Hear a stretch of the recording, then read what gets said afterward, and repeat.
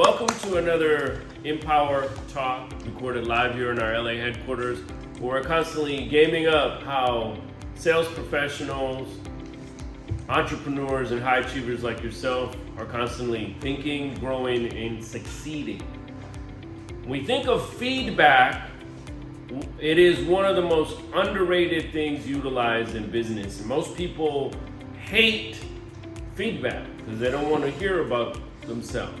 There's a right way to do it, a wrong way to do it, and reframing feedback is something that breaks most people when it should build most people.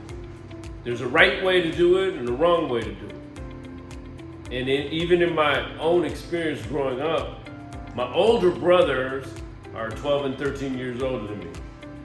And whatever they went through in experiencing my father, I have no idea because I was too young when he finally left. But some of the ways they gave back feedback to the younger me was destructive. You won't do this, you won't amount to this, you'll be lucky if you do this. Thank goodness I was a stubborn young man because I was like, whatever, I'm gonna show you. But not everybody's built that way. For some people, it's so damaging that they completely shut down. And so we here at Pacific Playa is all about feedback. We get in a room, everybody gets the opportunity to build one another, even when people don't have experience. But the one thing in real estate that stops people from growth is when they go, I'm an expert. And I say BS. Ain't no experts in any room. We're all human becomings and not human beings. We're all trying to evolve. I believe in something called relevant leadership. That means if you're producing, then you can teach me. If you stop producing, what are you teaching me? Contracts are always changing. Human beings are always dynamic and always evolving. And just when you think, man, I don't need to know anymore, I don't need to come to Empower, I don't need to practice, I got it, you stop growing.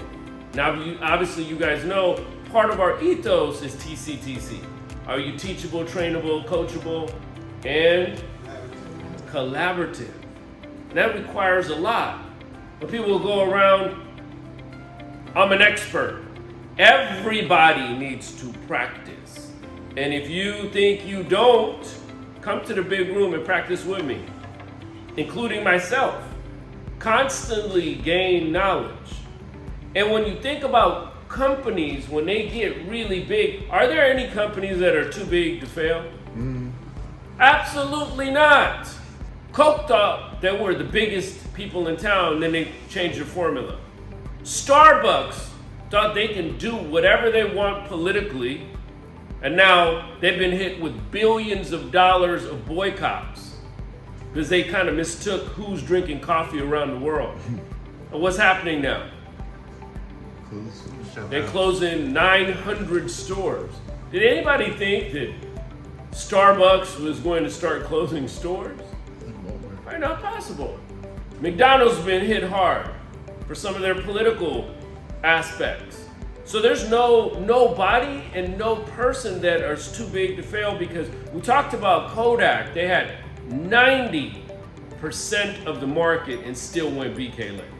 So feedback is important, and companies have to be open. Individuals have to be open to learning constantly.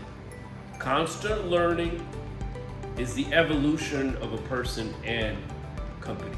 So back in the early 2000s, there's a company that had plastic blocks that you can join. That's too fast, sir. I think you're still playing with them. And you could form whatever you wanted with them. They came with a little guide. Yes, Lego. Lego was starting to face serious competition, and it was losing its market share. And they were in a panic because they were so instrumental in creating a whole new line of toys. They had built an empire, but they had too many things going on. They had all kinds of licenses going on, all kinds of stuff going on. And so their boardroom got together and they had some serious decisions to make. One of the board members pulled out a letter from a little child and read it. And it said, "I love building with Lego, but recently it's gotten too easy. And the whole drive for me to get more Legos was always that it was difficult and harder to build, and therefore it kept my interest." When we read this in not so many words, but Lego did something astonishing. What other brand can you think of when it comes to plastic pieces fitting together but Lego? So they didn't say, "Forget this little kid, he doesn't know crap, we're not gonna do anything about it," even though we're suffering market share issues. They sent out a bunch of engineers to this kid to sit down with him to figure out why is it too easy. And then after that kid, they went to several others and they found out that it was not as challenging as the classics. So what did they do? They did what Coke did, which is go back to the original recipe. They listened to the feedback. Recently, when Disney canceled that guy's talk show, what did they do? They brought him right back, okay? So they went back to the classics, and then they made the new products more difficult. And they embraced the fact that in the boardroom was nothing but older people. And who was their products being used by? Younger people. So they listened, they heard, they took that feedback. It didn't destroy them. Feedback can build empires. Now, that doesn't mean that you're gonna listen to everybody and then change all the time. It's being selective and understanding, giving the feedback in a way that's going to build people. Creative openness is needed sometimes. Now, I've talked about this company before, but in other ways. When I say Toy Story, what company comes to mind? Pixar, right? So we know who the founder of Pixar was. Who was it? Steve Jobs. What about the other partner? Okay, Ed Catmull. Okay, and one of the things he was known for is he was a brainiac when it came to moving people. Steve Jobs, not a people person. I can relate. Not a people person. He's not like always, he was known for being a driver. No BS type of a person, right? We all know that about him. But Ed was different. Ed understood people and emotional intelligence. So he made something called the brain trust. And the brain trust, what they would do is in the early years, their films were not good. They were struggling as a company. The brain trust, what it did was, and what it evolved to, a lot of movie makers would make a movie and then they would have a special screening with an audience. But Pixar did something different with the brain trust. They let everybody involved with the movie look at the first dry run of the movie and critique the hell out of it. In the beginning, Woody was an unlikable character. He's one of the most beloved characters now, right? He was not a likable character, and Toy Story had, in the storyline, it was janky and people couldn't follow it, so they tore it apart. They would look at the title, they would look at the characters, they would look at the plot, and they would go back and forth until they got it right. A lot of companies aren't open because while they're discussing going back and forth in editing, they're losing what? Money, time, and all of those things. But thank goodness to the brain trust. They were open and constantly pushing the envelopes. People didn't come over there and go, "Wait a minute, that's my animation team. How dare you?" No egos. Egos out the door, and just worked on getting better. No fear of being ripped apart. And then finally they would put a product out. And obviously, they knew a thing or two about putting these movies out. Because let's hear some classics from Pixar. Y'all tell me. Sir, when's the last Pixar movie you saw? Okay. No? That's what I thought. He was like, huh? All right, so Toy Story, what else? How about Finding Nemo. Nemo. So obviously there's not a lot of parents in here. What else? The Incredibles. Oh. Thank you, sir. All right. Up. All right. Inside Out. All of those, and went on to make, how much do you think collectively their movies have made? 7 billion. Billions. Let's just leave it at that. Okay? Leave it at that. Billions and billions. Feedback is not a threat.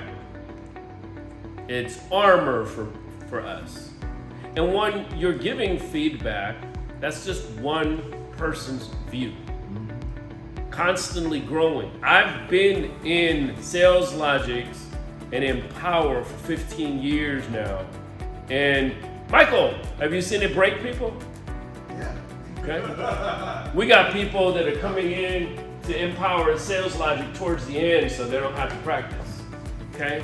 But you can't do that in a live situation when you're going to a listing appointment, because the husband doesn't smile, you want to just like grab your suitcase and leave. That's not happening. So become better and not bitter about feedback. Think like not an expert, but a new person. I'm constantly learning and I'm evolving.